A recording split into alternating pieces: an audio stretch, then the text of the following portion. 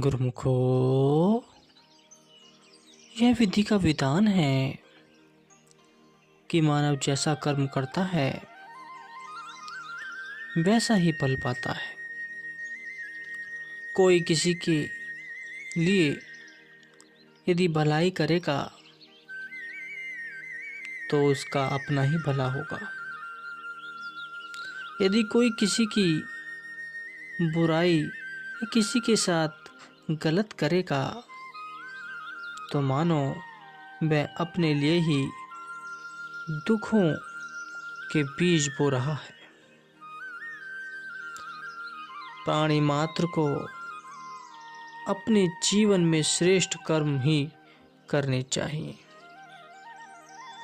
भूल कर भी कभी दूसरे का गलत नहीं करना चाहिए। कहते हैं कि अगर कोई किसी के साथ गलत करता है तो उसके साथ भी गलत होना निश्चित है। कह लीजिए कि कोई किसी के लिए गड्ढा खोदता है तो वह पहले स्वयं ही उसमें गिरता है। गुरुमुखो, प्रत्येक मनुष्य अपने कर्मों का स्वयं ही उत्तरदायित्व है। किए हुए कर्म के परिणाम से किसी भी रूप में कदापि कोई भी व्यक्ति बच नहीं सकता। कर्म फल से तो ऋषि मुनि तक नहीं बच सके तो फिर एक साधारण मनुष्य की तो बात ही क्या है। इसलिए संत महापुरुष जीव को वर्तमान में श्रेष्ठ कर्म करने की प्रेरणा देते हैं तथा यह भी शिक्षा प्रदान करते हैं कि दूसरों के लिए सदैव शुभ भावनाएं रखनी चाहिए। हमेशा मन में शुद्ध भावनाएं उत्पन्न करनी चाहिए। तुम दूसरों के लिए फूल बोओगे तो तुम्हें फूल ही मिलेंगे। अतएव सबके प्रति श्रेष्ठ भावना होनी चाहिए, क्योंकि आत्मा तो एक ही है जो सबके हृदय में विद्वान है। अतः दूसरों को भी अपनी आत्मा के रूप में समझकर समभाव से व्यवहार करना चाहिए। गुरुमुखो, संसार की बड़ी विचित्र कहानी है। अस्थायी दुनिया को स्थायी रूप मानकर जो अज्ञानी जीव इस धोखे में पड़ा है उसकी अज्ञानता का वर्णन नहीं किया जा सकता। इस धोखे में आकर यह प्राणी कितना परेशान है, उसकी दुखी अवस्था का सजीव चित्र उतारते हुए सूरदास जी कथन करते हैं कि ये दीनबंधु, मैंने अपनी जिंदगी में अपने सभी रिश्तेदार और अच्छे लगने वाले मित्रों से सहायता पाने की बहुत आशाएं कोशिश की। ये मेरे काम आएंगे, लेकिन अंत में उनसे धोखा ही खाया है। तो ये प्रभु, अब आपकी बारी है।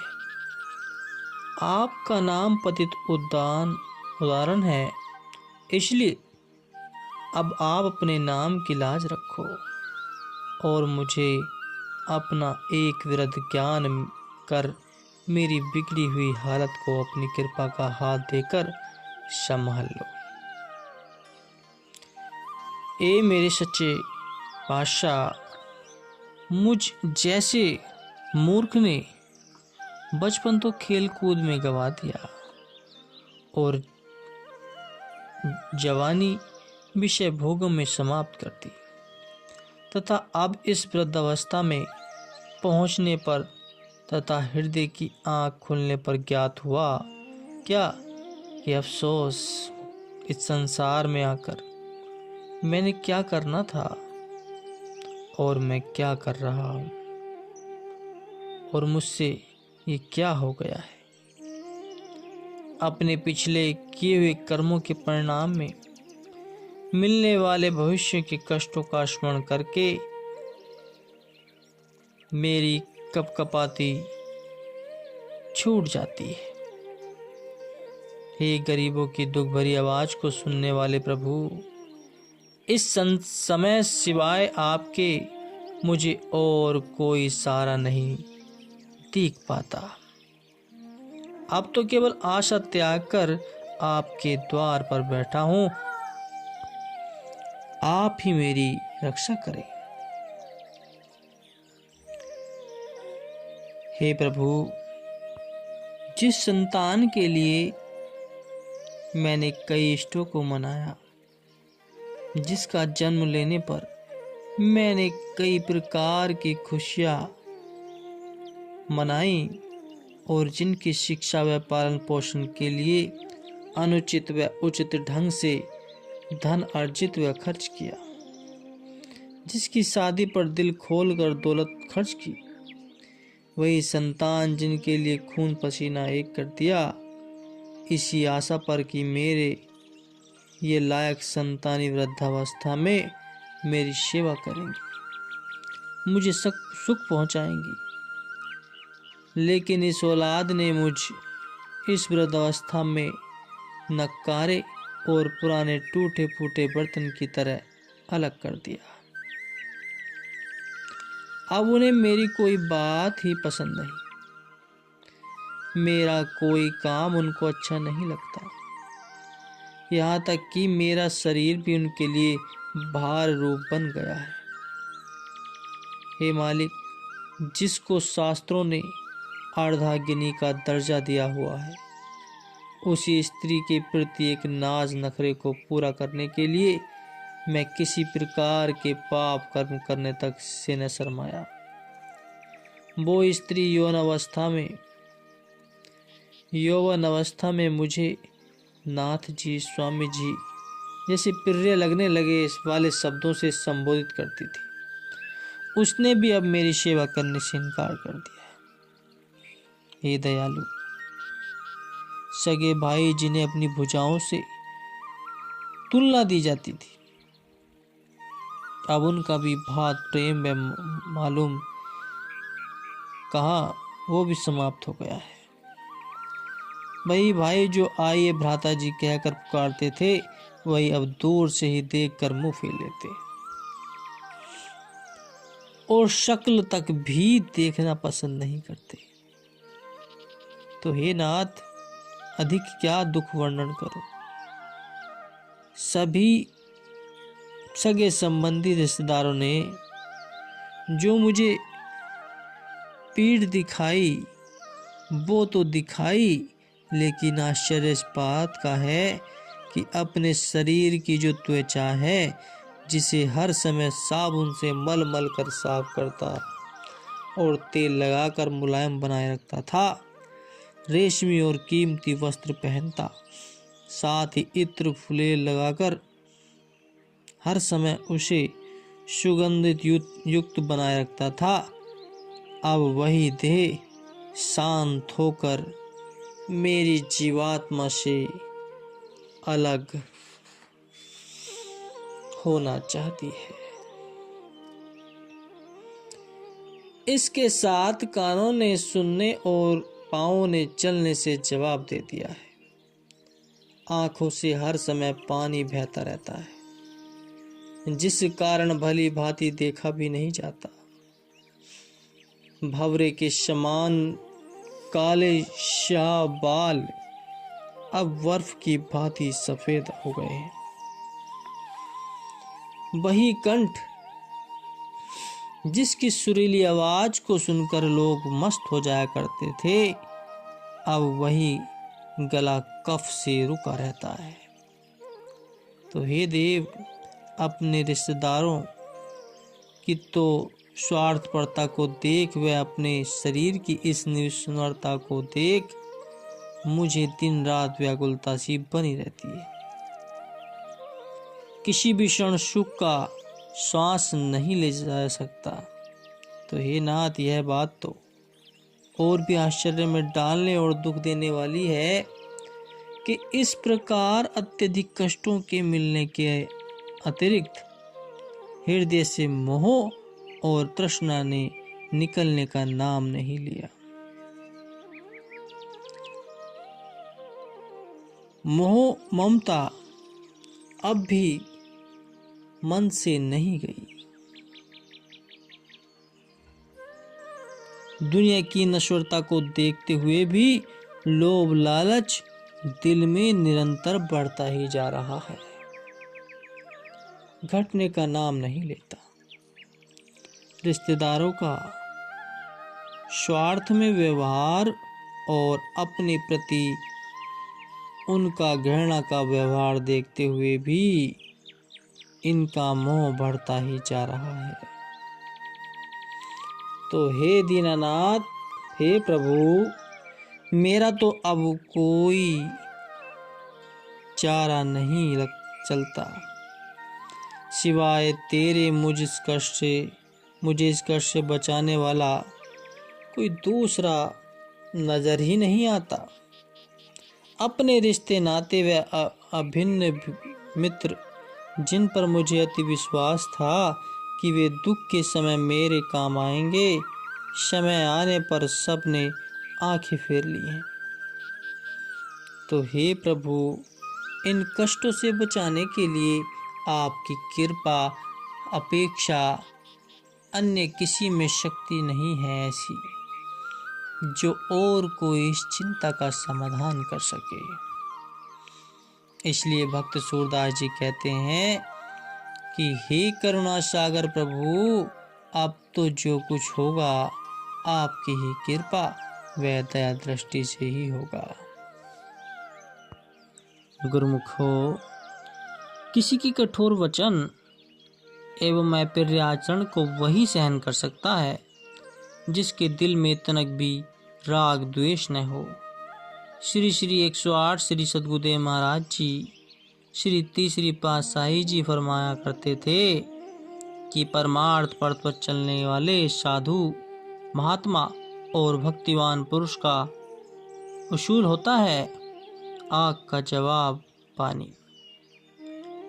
कोई इनकी तरफ गुस्से व क्रोध से आग फेंके तो ये उनकी तरफ अपनी वाणी रूपी मीठा और शीतल जल फेंक देते हैं।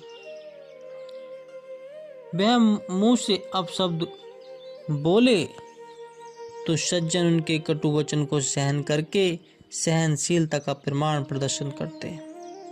ऐसे कई प्रमाण साधु महात्माओं व भक्तों के इतिहास के पृष्ठों में पढ़ने व सुनने को भी मिलते हैं। गुरु को यहाँ हम भगवान विष्णु की सहनशीलता व दीनता का प्रमाण करके समक्ष प्रस्तुत करते हैं, जिनके लिए प्रसिद्ध भी है।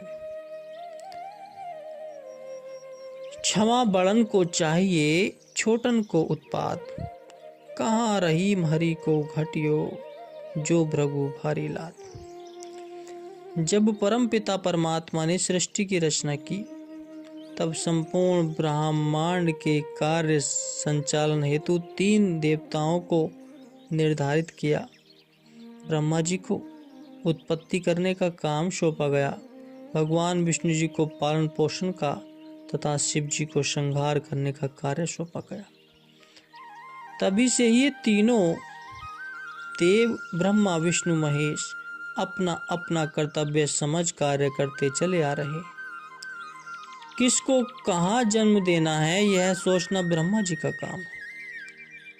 प्रारब्ध अनुसार प्रत्येक जीव को भोजन पहुंचाना भगवान विष्णु जी का कार्य है एवं किसकी कब और किस तौर तरीके से मृत्यु होनी है यह अधिकार शिव जी के हाथ में है।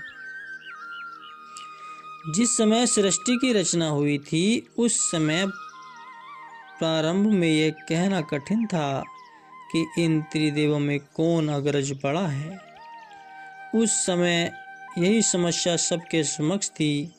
कहा जाता है गुरुमुखो कि इस बात का निर्णय करने के लिए ऋषियों मुनियों व महापुरुषों की एक महान सभा आयोजित की गई। उस सभा में किसी ने अपने विचार प्रकट किए कि मेरे विचार अनुसार इन त्रिदेवों में से पैदा करने वाला ब्रह्मा जी बड़े हैं।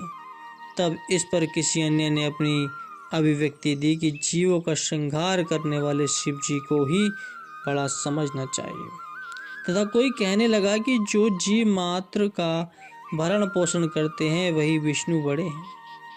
उस समय इन सभा में जितने मुँह उतनी बातें वाली उति अंतरिक्ष सत्य चितार्थ हो रही है। अत्यधिक वाद विवाद तो हुआ, परंतु फिर भी इस विषय समस्या का समाधान नहीं हुआ कि इनमें से कौन बड़ा है। अत्यधिक विचार विमर्श करने के उपरांत महर्षि भृगु जी को इस कार्य के लिए नियुक्त किया गया कि आप ही इस जटिल समस्या को सुलझाएं। स्मरण है कि यह महर्षि भृगु जी वही हैं जिन्होंने ज्योतिष विद्या के प्रसिद्ध ग्रंथ भृगु संहिता की रचना की है। तब उन सब के कहने पर भृगु ऋषि जी ने अपने मन में प्रथम इन तीन देवताओं के शील स्वभाव की परीक्षा लेने का विचार किया। ऐसा विचार कर महर्षि भृगु जी सर्वप्रथम ब्रह्मलोक में गए। वहां पहुंचते ही शोर मचाने लगे। अरे बूढ़े, मालूम होता है तुम्हारा मस्तिष्क संतुलन विकृत हो गया है। जो कहीं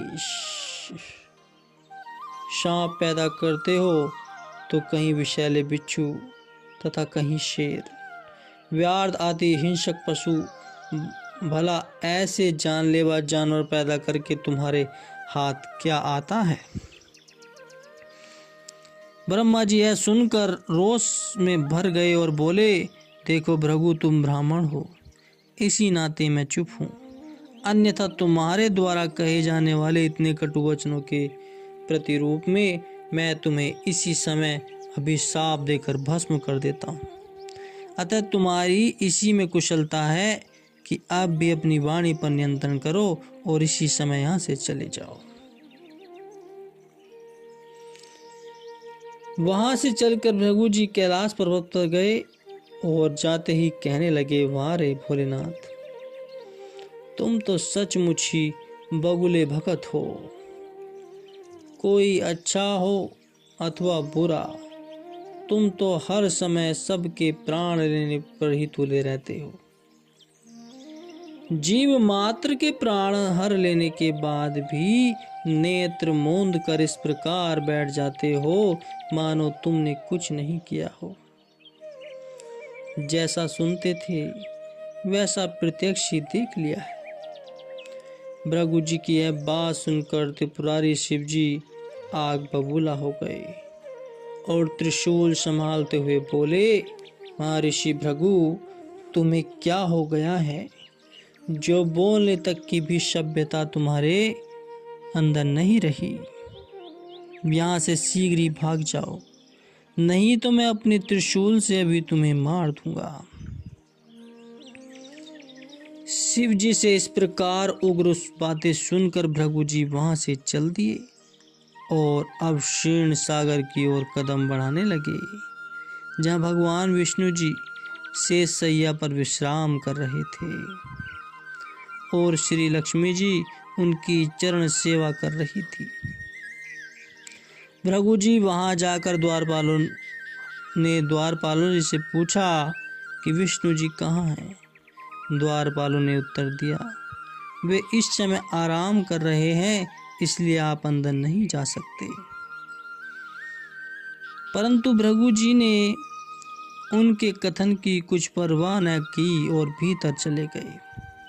अंदर प्रवेश करते ही आओ देखा न ताओ, भगवान विष्णु के वक्ष स्थल पर लात का प्रहार कर कृत्रिम क्रोध बरसाते हुए कहने लगे, तुम्हारे घर एक ब्राह्मण आया है और तुम निश्चिंत हो यहाँ सोए पड़े हो। तुम्हें तो अतिथि सत्कार करना भी नहीं आता।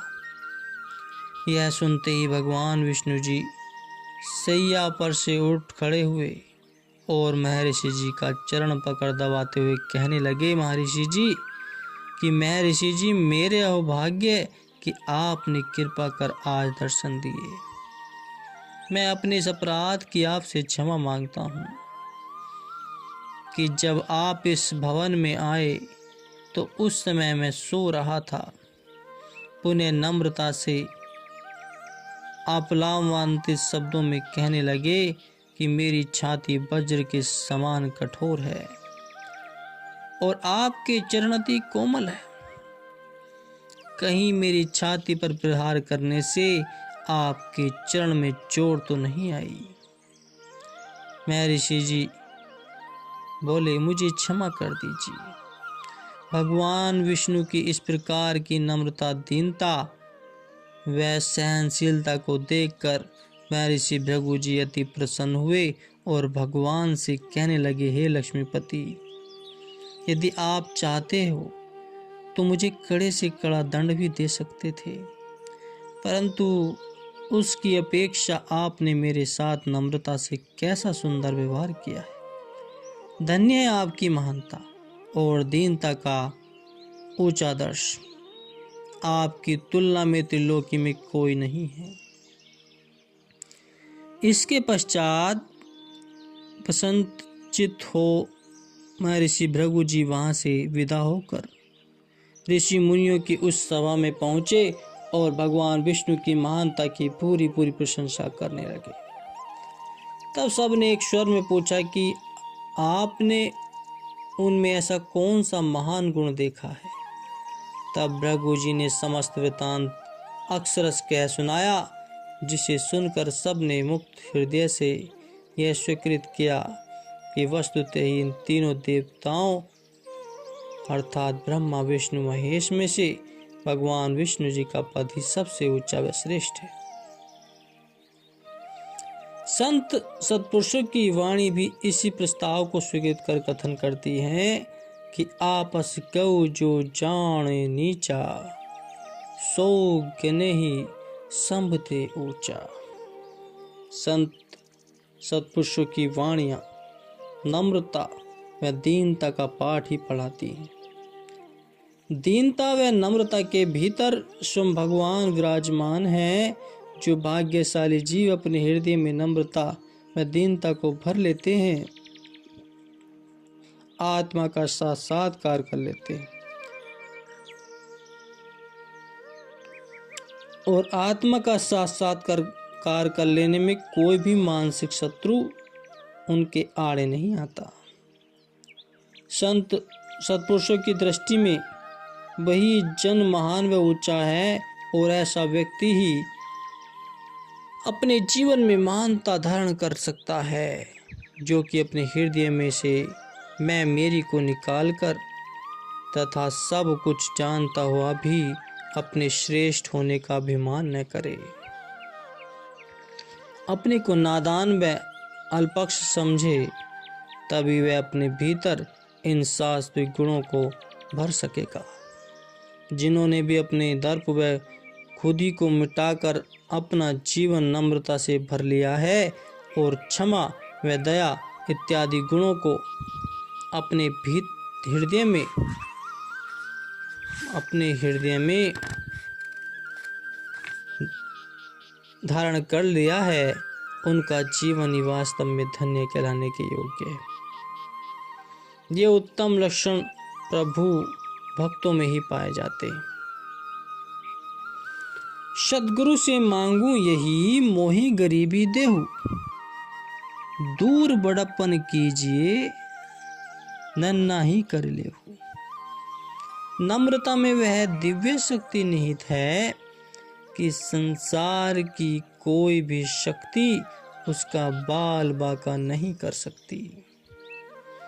अतएव इन महान गुणों को जीवन में धारण करके संत सद्गुरु के दरबार में नम्रता पूर्वक सेवा करते हुए अपने सही लक्ष्य को प्राप्त करना चाहिए। यही मनुष्य का परम कर्तव्य है गुरुमुखो, और यही उसका धर्म है गुरुमुखो।